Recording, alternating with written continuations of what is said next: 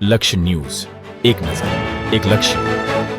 ઉપલેટા ગુજરાત કિસાન સંઘ દ્વારા ઘઉંના ટેકાના ભાવે ખરીદી તાત્કાલિક શરૂ કરવા મુખ્યમંત્રીશ્રીને અપીલ કરાઈ.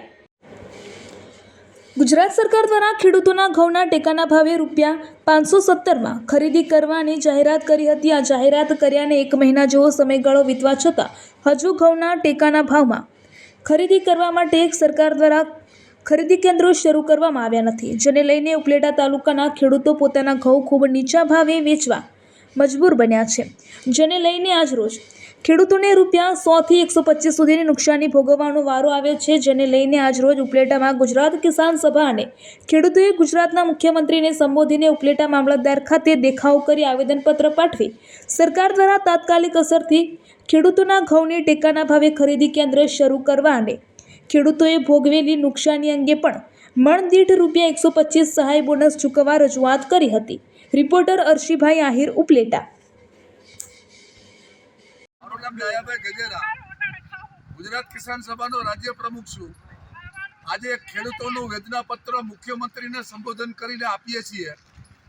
ગુજરાત સરકારે ટેકાના ભાવે ખરીદ કેન્દ્ર શરૂ કરવાની 3 માર્ચના રોજ જાહેર કરેલી હતી. તેને 1 મહિનો વીતી ગયો છતાં આજે ઘઉંના ખરીદ કેન્દ્ર શરૂ થવાના કોઈ ઠેકાણા દેખાતા નથી.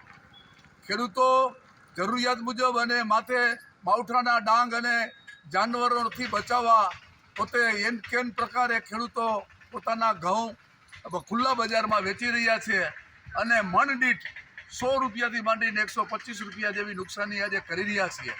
સરકારની ખેડૂતો પ્રત્યેની ઘોર બેદરકારીવાળી નીતિનો ભોગ આજે ખેડૂતો બને છે. તો ખેડૂતો માટે સરકારે તાત્કાલિક જાગૃત થઈ ખરીદી કેન્દ્ર શરૂ કરવા જોઈએ. એની ગાઈડલાઈન જાહેર કરવી જોઈએ. તોલાટથી માંડી અને તેના જે કંઈ વ્યવસ્થા તંત્ર ઊભું કરવું જોઈએ, વ્યવસ્થા તંત્ર ગોઠવવું જોઈએ. અને અમે ખેડૂતો માંગ કરી રહ્યા છીએ કે આ વિપરીત પરિસ્થિતિની અંદર, વિકટ પરિસ્થિતિમાં ખેડૂતોને મદદ થવા માટે સરકારે મણ દીઠ ₹125 જેવું બોનસ આપવું જોઈએ. આ અમારી ખેડૂતોની માંગ છે.